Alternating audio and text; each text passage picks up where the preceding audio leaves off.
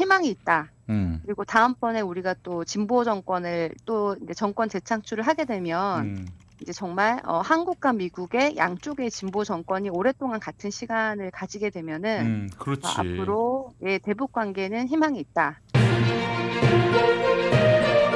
최지은의 오늘. 네, 최지은 더불어민주당 부산 북강서을 지역위원장. 네, 이렇게도 소개할 수 있지만은 국제 경제 평화 전문가입니다. 기본적으로. 네, 최지은 위원장 나와 계시죠? 네, 안녕하세요. 네, 최지은 위원장님. 자, 어떻게 평일에는 서울에 계세요? 네, 요즘에 주로 서울에 있습니다. 제가 아. 서울대학교에서 요즘 겸임 교수로 활동을 하고 있어서 그러시구나. 예, 또 그래요. 있고 또 당에도 여러 위원회 활동을 하고 있고 뭐 그런 상황입니다. 우리 저 최지은 대변인을 가만히 놔둘 리가 없어요, 우리 사회가. 예, 네, 바쁘셔서 너무 좋습니다. 네, 네, 고맙습니다. 자, 네, 한미 정상회담 우리가 지난주에도 이야기해봤는데 아주 괄목할 만한 성과를 안고 문재인 네. 대통령이 돌아왔습니다. 자, 그런데 말이죠, 너무 네. 결과가 좋아가지고 네, 이 중국이 또 우리에게 좀 불편하지 않을까. 요즘 또 저 뭐 북미 아니 미중 관계가 상당히 안 좋다고 하는데 말이죠. 예, 네, 그 부분은 어떻게 보셨을까 궁금해서 오늘 한번 좀 말씀해 달라고 오전에 부탁을 드렸습니다. 네, 그렇습니다. 네. 예, 제가 한미 정상회담은 지금 우리가 굉장히 긍정적으로 평가를 하고 있는데 그렇습니다. 예. 특히 이제 대북 정책에 대해서 미국이 좀 문재인 정부의 대북 접근 방식에 동의를 하고 북한과 대화 준비가 되어 있다는 좀 메시지를 보냈다고 보이는데요. 이거 외에도 또 백신, 뭐 반도체, 뭐 경제 분야 개발 협력에 이제 한미 동맹에 좀 외연을 좀 넓힌 면이 있습니다. 네. 그런데 이제 중국 문제를 갔을 때는 사실 한국은 한쪽에 치우칠 수 없는 게 우리 현실이잖아요. 그렇죠. 지금 뭐 당장 중국에 대한 무역 의존도가 얼마나 높아요. 그래요. 예, 그래서 동북아시아의 이 지정학적 현안 때문에 우리가 좀 걱정을 많이 했는데 사실 중국 문제에 대해서는 한국이 저는 외교적 유연성을 남겼다는 좀 측면이 보입니다. 그래요? 우리는 네. 잘 몰라요. 어떤 점에서 그렇습니까? 우리가 이제 그 한국과 미국이 공동 성명을 발표를 했잖아요. 네네네. 양국 정상이. 네. 근데 우리가 가기 전에 스가 총리도 미국을 방문해서 미일 공동 성명을 발표를 했는데 네. 이 두 개를 읽어보면은 중국에 대한 입장이 굉장히 다릅니다. 그래요. 그래서 전반적으로 이제 한국과 미국의 공동 성명을 보면은 이제 한미 양국이 좀 전반적인 방향에는 합의를 하는데 아주 구체적인 곳에서는 좀 공간을 각자 표현할 방식에 서로의 그 양국의 표현 방식의 자율성을 좀 인정하는 부분이 있는데 네. 그래서 이게 이제 한국 입장을 충분히 반영해서 이 공동 성명을 조율했다는 좀 흔적이 좀 명백한데요.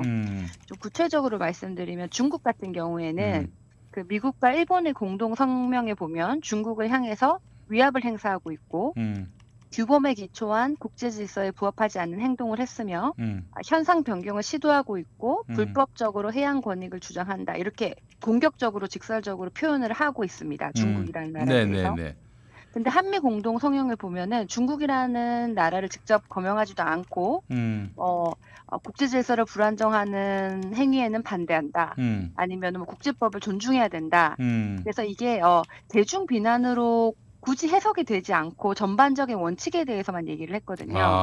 그래요. 그래서 이것만 봐도 중국 입장에서는 미일 공동 성명에 비해서 한미 공동 성명은 그 한국이 충분히 중국 입장을 반영해서 조율을 했다 이런 메시지를 읽을 수가 있어요. 톤다운한 것이 결국 예. 한국이 네. 미중 사이에서 어느 정도 균형점을 찾는데 네. 부심했다 이런 것들을 중국 쪽이 읽을 여지가 있게끔 나온 저는 것이다. 충분히 중국도 읽을 것 같고 전문가라면 다 볼 수가 있는 게 이 중국에 대한 표현뿐만 아니라 예를 들어서 홍콩이나 뭐 신장 위구르 인권 문제 같은 경우에 미국과 일본의 성명에서는 이게 굉장히 심각한 우려를 공유한다 그러는데 한국에서는 거기에 대해서도 뭐 국내외 인권이 중요하다 뭐 이 정도로 피해갔어요. 네.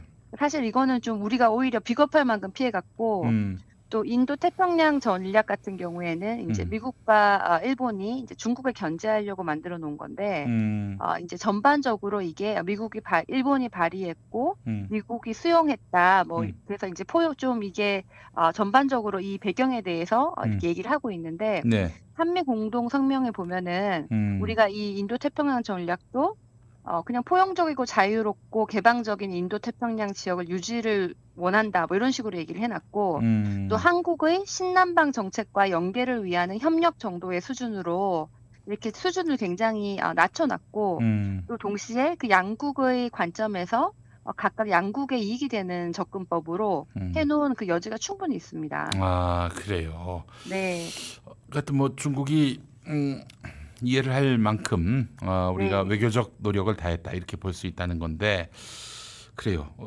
그 우리 저 또 평화 전문가로서 북한은 이번 한미 정상회담 결과 또 성김 그 대표를 또 네. 협상의 그 대표로 세운 점 이런 점들에 대해서 어떻게 생각할지 한번 좀 분석해 주시겠습니까? 네, 북한은 지금 아직까지 아무런 입장을 내어놓지 않고 있고 좀 조용한 상황입니다. 그렇죠. 예, 근데 예. 예. 근데 이 메시지가 지금 북한이 조용한 것이 뭐 부정적이거나 긍정적인 것이 아니고 음.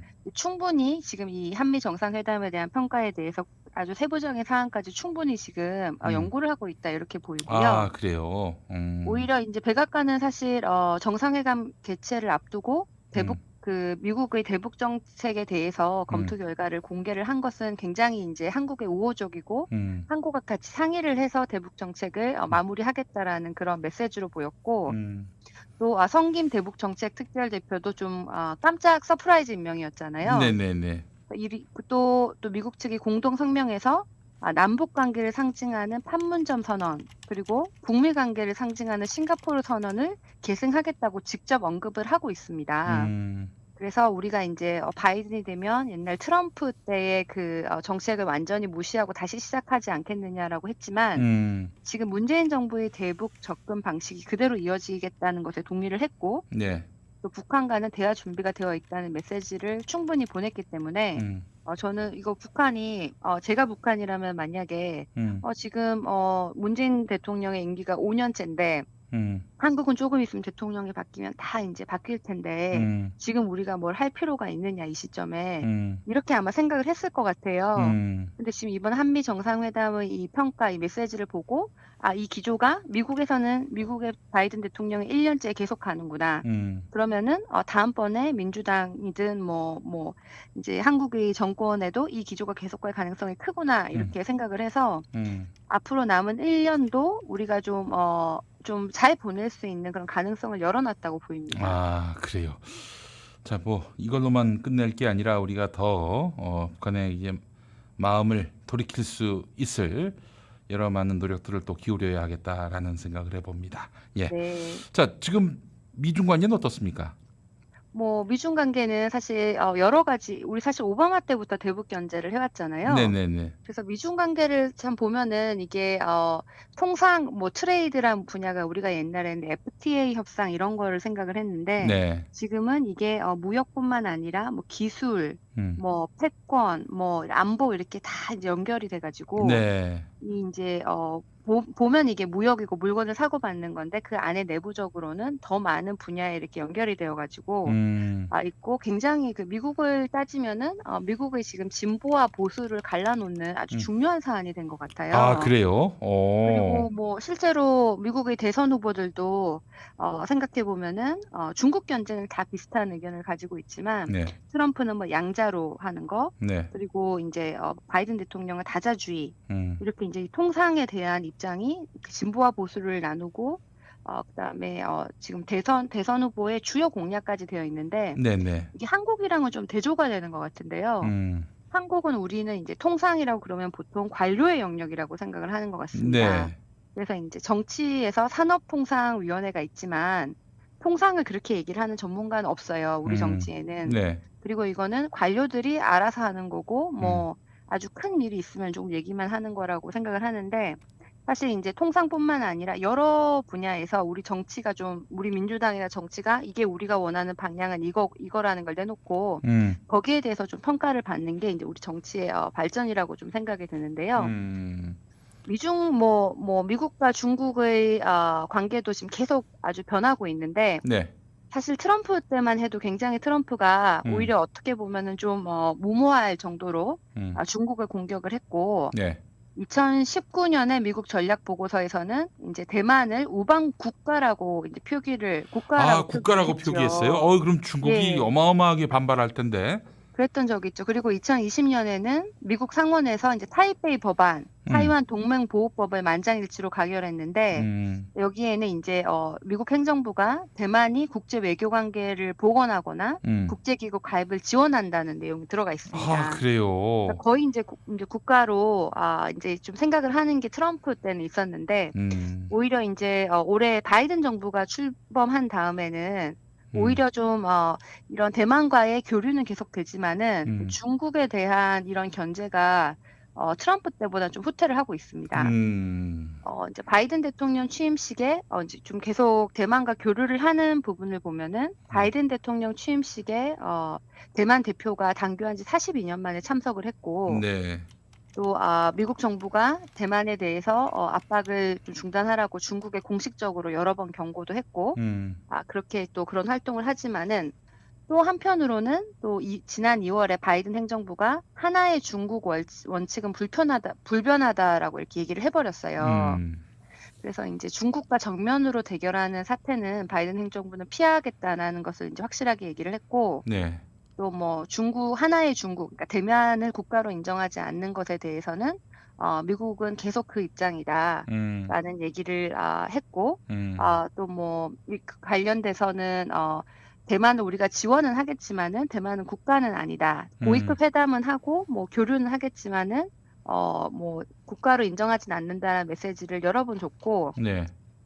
지금 그 미국은 오히려 그 대만에 대해서는 현상 유지를 원하는 것 같습니다. 그러니까 대만이 중화인민공화국에 편입되는 상황도 원하지 않지만은 또 한편으로는 이제 중국과 대만의 대립이 격화돼서 전쟁과 같은 상황이 일어나는 것도 원하지 않기 때문에 좋지 않을 거예요. 예. 네, 사실 천수이벤 전 총통이 대만 독립을 주장했었고 그때 이제 타이완 해협의 긴장이 굉장히 고조되었을 때 네. 대만과 미국과의 관계는 굉장히 안 좋았거든요. 그래서 미국은 지금 대만을 이제 뜨거운 감자다. 외교는 계속하고 싶지만은 또 중국과 절대로 좀 격을 지지는 않을 것이다. 격을 지지는 않을 것이다. 이런 상황인데 동시에 경제적으로는 미국은 충분히 실리를 챙기고 있습니다. 네. 그래서 대만을 이제 환율 조작국의 지위에 준하는 심층 분석 대상국으로 지정했고요. 지난달에. 또 그 TSMC라고 대만의 반도체 공장이 이제 한국의 삼성전자처럼 대만의 아주 유명한 반도체 수출 회사인데 미국의 반도체 공장을 증설하라고 해서 또 증설하기로 했고 네. 이제 또 미국은 또 대만에 무기를 수출할 예정이거든요. 네. 그래서 외교를 통해서 미국의 경제적 이익은 충분히 챙기고 있지만은 그렇다고 대만을 국가로 인정을 해서 네. 중국과 다르게 독립을 시켜줄 가능성은 매우 적어 보입니다. 그게 사실 기선 싸움이네요. 한마디로 얘기해서. 네, 오히려 이게 트럼프 때는 오히려 좀 더 불확실성이 컸는데 네. 사실 비슷한 결과지만 바이든 때는 오히려 그 불확실성도 줄어든 상황입니다. 네. 트럼프도 기선제압을 위해서 네. 우방까지도 다 이제 압박을 하고 그랬던 것 같아요. 실제로 트럼프 때 놀라운 것이 다른 정부 때, 심지어 민주당 정부 때도 다른 나라 침공한 일이 있었는데 트럼프 때는 전쟁이 없었어요. 전쟁이 네. 일어날 만한 분위기가 무르익었지만은 전쟁은 전혀 없었다는 것만 보더라도 네. 이 트럼프는 뻥카였구나 이런 생각을 좀 해보게 됩니다. 예. 어떻게 보면 굉장히 실용적이었던 면이 있었던 것 같고요. 네. 사실 또 한국이야말로 그때 이제 트럼프 정부가 처음에 왔을 때는 북한을 로켓맨이라고도 부르고 사실 미국과 북한의 전쟁 위기가 네. 우리가 생각하는 것 이상으로 아주 격에 달했다고 합니다. 또 볼턴이나 이런 사람들의 회고록을 읽어봐도 그때 이제 굉장히 뭐 핵 전쟁이 날 뻔했다 한반도에. 네네네. 그런 이제 미국의 전 국방부 장관이라든지 이런 사람들의 회고록에 그렇게 아주 묘사가 잘 되어 있는 거 보면은 네. 우리가 생각했던 것보다 정말 전쟁에 가까웠었는데 우리 문재인 정부의 그 운전자론 그리고 우리 문재인 정부의 그 지혜 때문에 그 당시에 그 긴장됐던 한반도를 지금은 우리가 전쟁 위기를 아무도 얘기하고 있지 않잖아요. 네네네. 뭐 남북 관계가 교착되었다고 아쉬워는 하지만 뭐 우리가 지금 사재기를 해야 된다거나 그렇지. 뭐 한국이 뭐 핵 때문에 위험해서 뭐 지하에 벙커를 만들어야 된다거나 이런 얘기를 하지 않는 그 변화 자체가 네. 사실 엄청난 우리 정부의 성과이고 그렇습니다. 사실 트럼프 정부가 그렇게 지금 봤을 땐 전쟁이 없었지만은 그 음. 위협은 있었었다. 네. 라는 말씀을 드리고 싶습니다. 아, 그래요. 위협은 네. 있었다. 위협은 있었다. 네. 근데 이제 사실 트럼프가 미국 프로레슬링 WWE의 그 열혈팬 아닙니까? 본인이 또 어디 저 프로레슬링 무대에 서가지고 네. 누군가의 머리를 막 삭발하는 것도 했는데 프로레슬링 자체가 쇼 아니에요. 실제로 때리거나 뭐 그러지 않는데 그래서 이 트럼프의 뻥카 그리고 으름장은 이 프로레슬링의 다름 아니다. 저는 그런 생각이 들었어요. 네. 저는 사실 예, 예, 바이든 예. 정부가 처음에 이제 바이든 당선했을 때 우리 김용민 TV를 보시는 시청자분들도 그렇고 많은 분들이 좀 걱정을 하셨어요. 네. 저 바이든 저 사람은 일본과 편하고 그렇지. 한국 뭐 이제 북한 인권 얘기하면서 북한 잘 안 하고 우린 트럼프가 좋았던 게 아니라 트럼프가 김정은을 만나는 그게 좋았던 거잖아요. 그랬는데 바이든 정부가 지금까지 봤을 때는 지금까지의 그 대북과 대화하려는 그 의지가 확고하다. 그리고 뭐 인권 문제에 대해서도 이번에 공동 성명에 넣었지만 굉장히 조율해서 수위를 조절해서 넣었거든요. 그리고 인권 문제 얘기를 할 때도 뭐 북한에 인도적 지원을 해야 된다 이런 얘기까지 같이 넣었어요. 그래서 좀 희망이 있다. 그리고 다음번에 우리가 또 진보 정권을 또 이제 정권 재창출을 하게 되면 이제 정말 한국과 미국의 양쪽의 진보 정권이 오랫동안 같은 시간을 가지게 되면은 그렇지. 앞으로 대북 관계는 희망이 있다. 이런 생각이 듭니다. YS 때 말이죠. 민주당 클린턴 정부였고 네. 김대중 대통령 때는 뭐 잠시 이제 클린턴하고 같이 이제 집권당일 때도 있었지만은 그 한반도 평화의 물꼬가 트일 시점에 부시가 집권을 했고 노무현 대통령 때는 내내 부시였고 이명박 박근혜 때도 내내 오바마 민주당이었고 그리고 이제 문재인 대통령 임기 절반은 또 저기 누구야 트럼프였고 되게 공화당하고 이렇게 민주당이 우리 보수 정당과 민주당하고 이게 겹치는 시기가 많지 않은데 이번에 내년에도 이제 민주당이 만약에 집권하게 된다면 그래서 평화 공존 정책을 펴게 된다면은 아마 다음 대통령 때 바이든 대통령 때까지 해서 우리 한반도 정세에 중대한 어떤 긍정적 변화를 한미 양국이 도모할 수 있지 않을까 하면 기대를 해보게 됩니다. 예. 네, 정상회담 사진을 봐도 양쪽에서 다 이렇게 좀 파란색 넥타이라든지 이렇게 뭐 파란색 뭐 액세서리라든지 이런 걸 양쪽 또 우연히 또 양쪽 민주당 양쪽 진보 정당이 색깔도 같은데 그 모습을 보니까 굉장히 보기가 좋더라고요. 네. 그리고 앞으로 저는 좀 좋은 소식이 있지 않을까. 앞으로 남은 1년도 우리가 이제 임기 말이라고 헛되게 쓸 것이 아니라 좀 진전이 있지 않을까 생각하고 네. 제가 우리 더불어민주당이 뭐 부동산도 그렇고 잘못하는 것도 많고 부족한 면도 많지만은 남북 관계에 있어서는 우리나라에서 제일 유능한 정당이다. 그럼요. 확신이 듭니다. 예, 방향이 옳고 또 그동안 어떻게 평화 공존할 수 있는지 그 길을 계속 만들어 왔던 주역이기 때문에 한반도 평화와 관련해서는 그 실현할 수 있는 능력을 가진 유일한 주체라고 봐야 됩니다. 예. 자, 그 최지은 위원장님 하나만 더 좀 간단하게 짚어봤으면 좋겠는데 이스라엘하고 팔레스타인 사이에 뭐 주고받는 그런 교전이 있었는데 지금은 또 이제 중단됐단 말이죠. 뭐 다행이긴 합니다만은 이게 진짜 뭐 어느 한쪽을 끝내기 위해서 끝장내기 위해서 하는 공격 같지는 않아 보입니다. 그 지역도 굉장히 이렇게 표현하면 그렇지만 좀 지뢰밭처럼 언제 터질지 모르는 아주 긴장이 많은 지역이잖아요. 그렇죠. 예. 그래서 지금 여러 가지 상황이 있는데 아마 지금 또 바이든 정부가 새로 오고 또 중동 지역에도 새로운 이런 국제 질서가 만들어지면서 그 과정에 있는 것이라고 보고 이게 정말 뭐 전쟁으로 이어질 가능성은 적어 보입니다. 그죠. 예. 예. 그럴 수밖에 없는 이유가 그 팔레스타인이나 이스라엘이 서로 필요해요. 상대가. 왜 그렇게 생각하세요? 왜냐면은 이스라엘 총리들이 장기 집권한 때가 이 팔레스타인에 대해서 공격을 했을 때, 전쟁을 벌였을 때 그때였거든요. 그러니까 이제 이스라엘 국민들한테 인기를 얻으려면 팔레스타인을 두들겨 패야 됩니다. 근데 팔레스타인을 만약에 없앤다, 네. 뭐 혹은 내쫓는다, 혹은 뭐 멸망시킨다, 이러면은 이제 사실은 설 자리가 없는 거죠. 마치 그 영남 지역에서 네. 국민의힘이 북한이 있어줘야 분단 논리가 살아 있어야 자기들에게 명분이 있는 것처럼 팔레스타인도 이스라엘에게는 필요한 존재다. 이스라엘 호전 세력들에게는 필요한 그런 존재다.